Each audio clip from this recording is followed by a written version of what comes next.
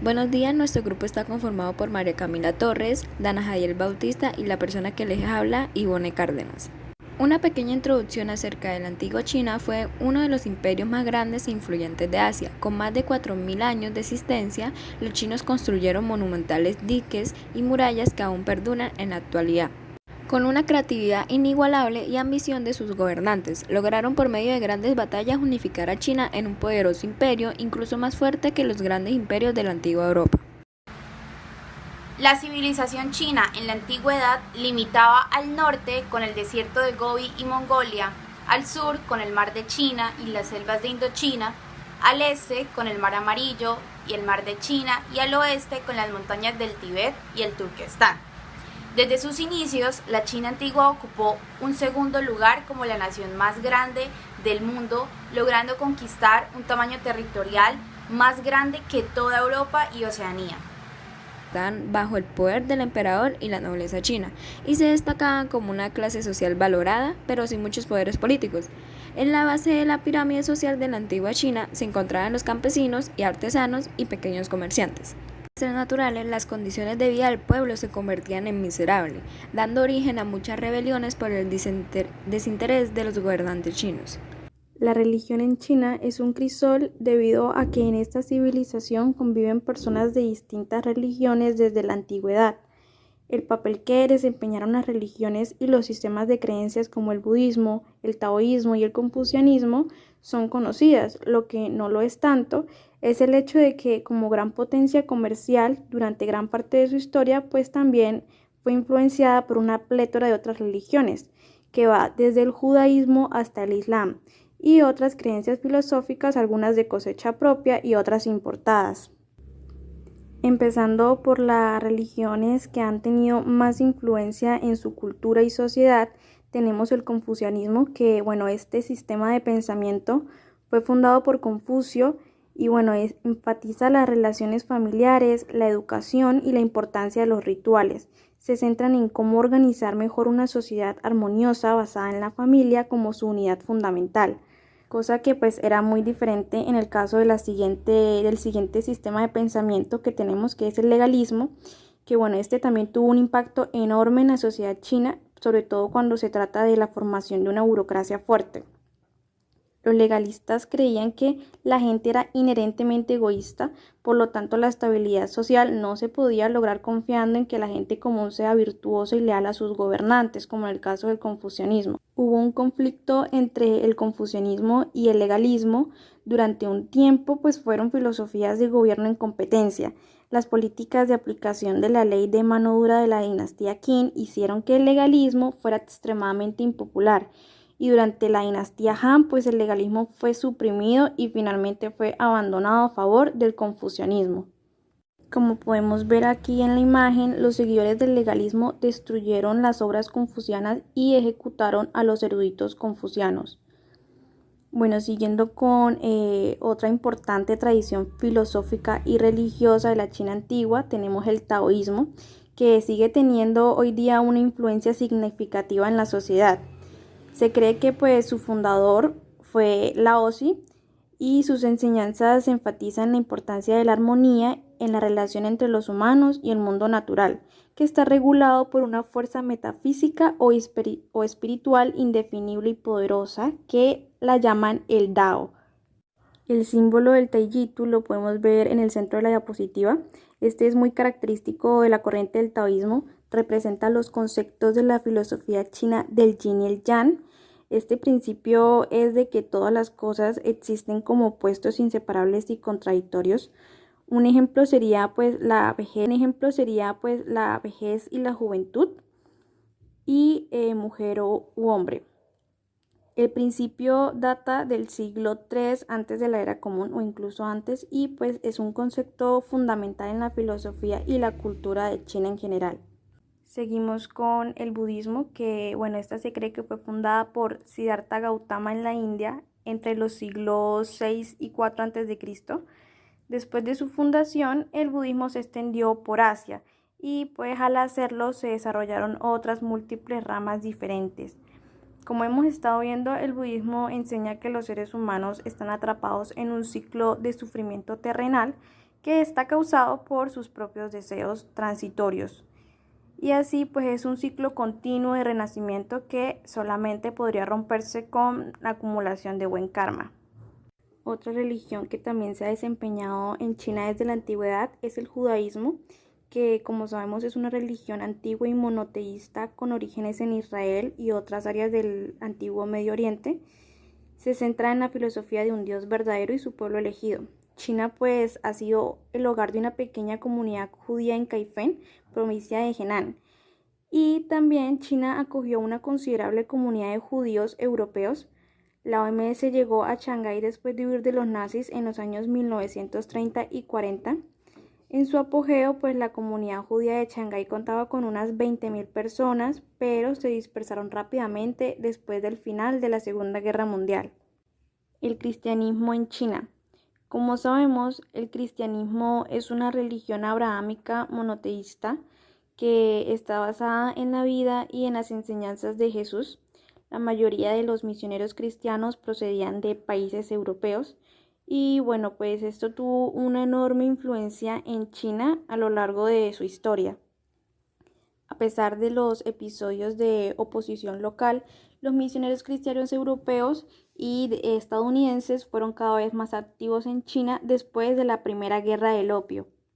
Aunque sus ideas fueron rechazadas con frecuencia tanto por la gente común como por los funcionarios del gobierno, pues en China se utilizó una versión distorsionada del cristianismo como base del sistema de creencias que motivó a los instigadores de los sangrientos. Seguimos con el Islam, que esta religión es monoteísta y practicada por los musulmanes. Su dios es Alá, su profeta Mahoma y el Corán es su libro sagrado. China y el Islam tienen una larga historia. De hecho, el Islam ha existido en el país desde antes de la muerte del profeta Mahoma en el 632 de la Era Común. En los primeros años posteriores a su fundación, los comerciantes musulmanes que llegaron por mar y tierra a través de la ruta de seda llevaron el Islam hasta China. Estos comerciantes musulmanes fueron especialmente influyentes en China durante la dinastía Yuan. Junto a ellos, los empoderadores mongoles les otorgaron un estatus más alto que los chinos Han. La religión popular o tradicional en China es politeísta, ya que implica la adoración de una variedad de dioses e inmortales locales. A veces estos dioses están asociados a fenómenos naturales, personajes históricos e incluso con los primeros antepasados de sus devotos. Además de las religiones más destacadas o influyentes, también tenemos las religiones de minorías étnicas que, aunque la mayoría están afiliados a las más dominantes, también hay miembros de ciertos grupos que aún practican sus propias formas de religión. Por ejemplo, tenemos los miembros de las minorías étnicas Daur, Evenki, Derung, Esen y Oroqen. También practican tradicionalmente diversas formas de chamanismo y animismo. También tenemos otras escuelas de pensamiento que influyen en esta civilización, como el moísmo, que este es un sistema de creencias basado en la promoción del amor universal y esta es de cosecha propia. Sin embargo, hay muchas otras que vinieron del extranjero. Las religiones extranjeras que también influyeron, que durante la dinastía Yuan, comerciantes de todo el mundo viajaron hasta China y de esta manera trajeron de igual forma consigo sus religiones. Y la vibrante herencia religiosa multicultural de la ciudad todavía es visible en las lápidas erigidas en memoria de sus residentes extranjeros, con inscripciones en estos como piedras de Saitón, que dan fe de la presencia de múltiples religiones diferentes, incluidos el Islam, el nestorianismo, que es una de las primeras ramas del cristianismo, también el hinduismo y el maniqueanismo. Dentro de la línea del tiempo tenemos algunos de los acontecimientos más importantes para la historia de la China antigua. En 1766 a.C. es la fecha tradicional para la fundación de la dinastía histórica Shang, basada en la agricultura complementada por la caza y la ganadería. En el 551 a.C. nació Confucio, filósofo por excelencia de China, y también fue principal ilustre para la creación de la religión del confucianismo. Entre el 403 y 221 a.C. inició el periodo de los estados combatientes. Durante este periodo, los líderes de diferentes áreas de China estuvieron en constante lucha por el control del territorio. En el 210 a.C. se construyó el ejército de terracota. Junto con esta monumental obra de arte es enterrado el emperador Qin. En el 104 a.C., el emperador Wu empleó el calendario de Taichu, que seguiría siendo el calendario a lo largo de la historia. En el 105 después de Cristo se inventó el papel por el oficial de la corte imperial Cai Lun. En el 220 después de Cristo sucedió la caída de la dinastía Han, que se considera un marcador conveniente para el punto final del periodo antiguo de la historia china. Entre el 222 y 581 inició el periodo de las 6 dinastías. En el 250 se introdujo el budismo en China. En el 609 se completó la construcción del Gran Canal, que hoy en día se considera el canal o río artificial más largo del mundo. En el 868 se imprime el Sutra del Diamante Chino, que es el libro impreso más antiguo conocido en el mundo. Entre el 907 y 960 comenzó el periodo de las 5 dinastías. En el 1041 se inventa la impresión de tipo móvil. En el 1044 se escribe la primera fórmula para crear la pólvora. En el 1088 se registra la primera descripción de la brújula magnética. En el 1405 comienza la construcción de la ciudad prohibida, que es un complejo arquitectónico desde el que gobernaron aproximadamente 24 emperadores. En el 1420, Beijing se convierte en la nueva capital del Imperio Chino, sustituyendo a Nanjing. Entre el 1644 y el 1911 inicia la dinastía Qing, que es la última dinastía china. Y en el 1911 la dinastía Qin llega a su fin con la revolución Xinhai y la rebelión, que pues es la rebelión que da lugar al establecimiento de la hoy conocida República Popular China. La dinastía Xia está considerada la primera dinastía en la historia china. Las memorias históricas de Sima Qian recogen los nombres de los 17 reyes de esta dinastía. Fue seguida por la dinastía Shang y, según el relato de Sima Qian, precedida por el periodo legendario de los 3 dioses y 5 emperadores. La dinastía Shang, también conocida como dinastía Jin, es la segunda dinastía en la historia de China y la primera cuya existencia histórica está documentada. Su extensión territorial abarca el valle del Río Amarillo. Y por último, la dinastía Zhou, que es la tercera dinastía china en la historia tradicional y la segunda tras la dinastía Shang, de la que existe constancia por fuentes escritas de su época. Florecieron artes y técnicas ornamentales que manifestaron, como en muchas culturas mesoamericanas y europeas, el deseo de los hombres de comunicarse con los inmortales. La dinastía Zhou fue la última de las dinastías de reyes anteriores a las dinastías imperiales. Por otro lado, la división social de China comprendía 5 amplias clases: la nobleza y las 4 ocupaciones. Los Qi. Los primeros Qi provenían de la casta de guerreros antiguos, por lo que no eran verdaderos eruditos. Sin embargo, esta casta evolucionó gradualmente hasta convertirse en una élite académica burocrática, en la cual el linaje noble no era tan acentuado. Los Nong. En la antigüedad, dentro de la división social de China, los campesinos ocupaban el segundo lugar en jerarquía después de los eruditos. Los agricultores eran terratenientes y durante mucho tiempo la agricultura desempeñó un papel clave en el surgimiento de la civilización china. Los que trabajaban la tierra producían la comida para sostener a la sociedad. Los Gong estaban constituidos por aquellos que tenían habilidades para hacer objetos útiles, al igual que los agricultores. Estos producían objetos esenciales, pero la mayoría de ellos no tenían tierra propia y por lo tanto no generaban los ingresos. Sin embargo, eran más respetados que los comerciantes, porque las habilidades que tenían se transmitían de padres a hijos. Los Shang, a pesar de que podían lograr una riqueza significativa, a los Shang se le tenían en baja estima porque no producían nada. Estos se dedicaban a transportar y comercializar bienes fabricados por otros.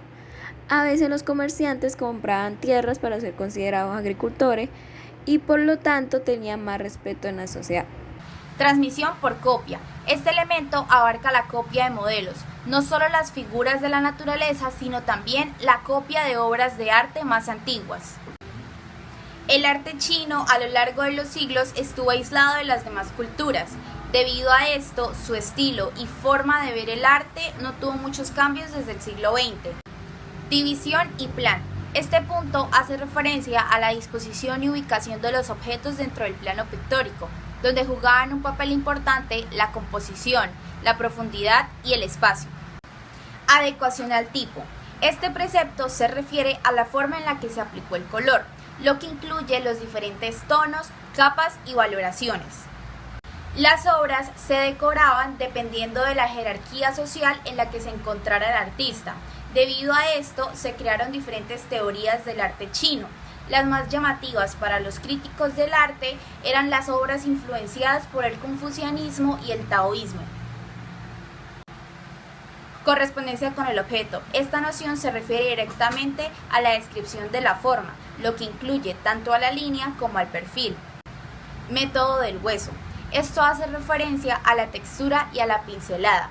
También a la estrecha relación que debe existir entre la escritura manual y la personalidad del autor, pues la caligrafía hacía parte de la disciplina pictórica. Resonancia de espíritu, que se refiere a la energía total que posee una obra de arte, pues Siege estableció que si una pintura no poseía resonancia de espíritu, no valía la pena mirarla. La pintura se caracterizó por regirse bajo 6 principios establecidos por Siege, que es conocido como un precursor en la crítica del arte y de la historia durante el siglo VI. Estos 6 principios o lineamientos son: Bueno, ahora seguimos con el tema de la pintura china. La pintura china es el arte del pincel y la tinta aplicado sobre papel swan o sobre papel seda.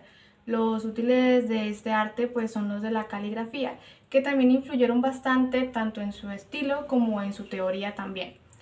Ahora vamos a hablar sobre sus características, que bueno, una de las más distintivas y básicas es de que los chinos, más que enfocarse en representar sus ideas o motivos en color, perspectiva o en proporción, pues ellos se enfocaban más en representarlas por medio de puntos o de líneas, como podemos ver aquí en la imagen, pues ellos lo hacían de esta manera. Otra cosa es de que ellos concebían sus obras por medio de pinceles que estaban compuestos por mango y por una cabeza. El mango estaba hecho normalmente de bambú o de madera y la cabeza pues estaba hecha con pelo de animal, ya fuera de oveja o de lobo. Generalmente se usa la tinta negra y para los lienzos se utiliza papel fino o la seda. Ahora hablando de sus clasificaciones, pues se divide en 3, como son el retrato, paisajes y finalmente flores y pájaros. La más antigua de estas es el retrato, que tuvo una escena dominante hasta finales de la dinastía Tang. Luego, en el siglo XI, empezó a dominar bastante los paisajes de los artistas y se convirtió en la favorita. Ellos buscaban representar más que todo montañas y agua, ya que estaba influenciada por la tradición del taoísmo, que pues esta dice que el hombre busca la soledad en la naturaleza. Luego, pues vino un cambio de género, que fue en las flores y los pájaros, un cambio evolutivo, eso fue en el siglo IX, y pues aquí ya empezaron como a detallar minuciosamente en sus obras lo que son frutos, insectos, flores, pájaros, y pues las obras se llenaban mucho más de vida. Cabe destacar que los pintores en la antigua China, pues ellos buscaban más que todo expresar sus sentimientos en sus obras, más que plasmar meramente el mundo, pues este era su principal objetivo, expresarse. Ya para el siglo X en adelante, los artistas como que diversificaron su talento y ahora eran poetas y calígrafos también, por lo que en sus obras se empiezan a ver poemas o palabras descriptivas, como podemos ver aquí en la imagen, pues ya se empieza a ver esta característica nueva. Parece lógico que muchos de los pintores también sobresalgan en caligrafía, ya que pues es una técnica bastante compartida con el tema de la pintura. La pintura china normalmente se presenta en pergamino, pero hay algo a destacar de que los chinos no respetan la sección áurea, es decir, la noción occidental de la ley de proporcionalidad, que bueno, esta ley instaura que dos partes desiguales de un todo pues deben relacionarse entre sí para crear una sensación de equilibrio a la vista. Y pues los chinos, más que enfocarse en una perspectiva focal como las pinturas occidentales, pues ellos se enfocan más en una perspectiva dispersa que pues ofrece un leve sentido de proporcionalidad. Y un ejemplo muy claro de esto es la famosa escena en la ribera en plena claridad, que la podemos ver aquí, que bueno, esta tiene bastantes detalles minuciosos en cuanto a sus personajes, en todo el paisaje, desde cualquier ángulo que se vea, pues tiene bastante proporción. Finalmente, otro detalle a destacar de estas pinturas son los espacios en blancos que emplean, que bueno, un espacio impoluto podría evocar al cielo, o también podría ser que represente niebla o agua, como podemos ver en las imágenes, podrían ser cualquiera de estas formas. O también podría ser simplemente que represente nada, como para dar una sensación de vacío. Y bueno, así finalizamos el tema de la pintura.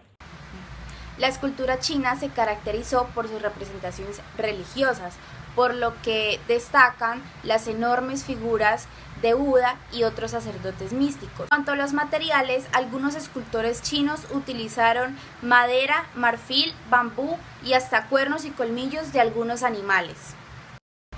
Algunas de las obras más conocidas son los luans de cerámica vidriada de Yixian. Estos son un conjunto de esculturas que cuentan con un tamaño natural. En la actualidad se encuentran dispersas por todo el mundo, mayormente en el occidente. El Buda Dipankara, que fue hecho entre el 489 y 95 después de Cristo. Esta escultura es bastante conocida porque se representa al Buda con una sonrisa bastante jovial y serena. Escultura, con gran riqueza en los temas y diversas en su estilo. Las esculturas chinas presentan el color fuerte y vivo del país, así como su antigüedad. Las antiguas esculturas chinas también están llenas de un espíritu expresionista, no por el trabajo de las superficies o los detalles, sino por el sentimiento que le ponen a cada cosa y a la concepción artística que implican con su imaginación, así desencadenando una imagen que es capaz de llevar a las personas a otro mundo artístico. Las obras antiguas chinas muestran que la escultura china es funcional, variando solamente los diseños y siendo sus temas seres humanos, animales, pájaros y árboles. Los candeleros, por ejemplo, tienen forma humana. Los escultores chinos le presentan especial atención a los ojos, que se supone irradian el espíritu interior que llevan estas esculturas. Arquitectura representativa. Durante más de 3.000 años se ha desarrollado una variada arquitectura china, se podría decir, desde magníficos palacios imperiales hasta simples pagodas religiosas. A continuación, en esta información habrán 5 tipos de arquitectura más importantes en la China antigua. Primero, los palacios imperiales. Los palacios imperiales fueron originalmente construidos para servir a los estilos de vida extravagantes de los emperadores, así como para proporcionar una ubicación centralizada para demostrar el control político imperial. Los palacios imperiales fueron construidos a gran escala, sin escatimar gastos para mostrar la majestad y la dignidad del poder imperial de esta época. En segundo lugar, muros defensivos. Muchas ciudades chinas antiguas estaban rodeadas por un conjunto de muros. Fuera de las ciudades, a veces había murallas en las fronteras del reino o imperio.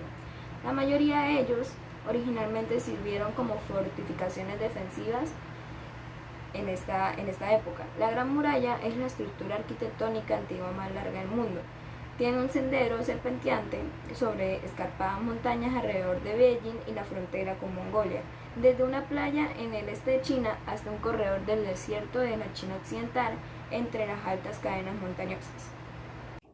Como tercer ejemplo tenemos las pagodas, que estas fueron en realidad originarias de la India, pero se introdujeron en China junto con la integración del budismo. Y bueno, una de las más famosas es la pagoda de Ganso Salvaje, que esta fue construida durante la dinastía Tang para alojar monjes que venían estudiando las escrituras budistas. Y bueno, aquí podemos ver esta pagoda. Era de ladrillo, de 7 pisos, fue construida sin cemento, tiene una altura de 64 metros y desde la parte superior se puede tener una buena vista de la ciudad de Xi'an, aunque pues ahora está empequeñecida por la arquitectura moderna.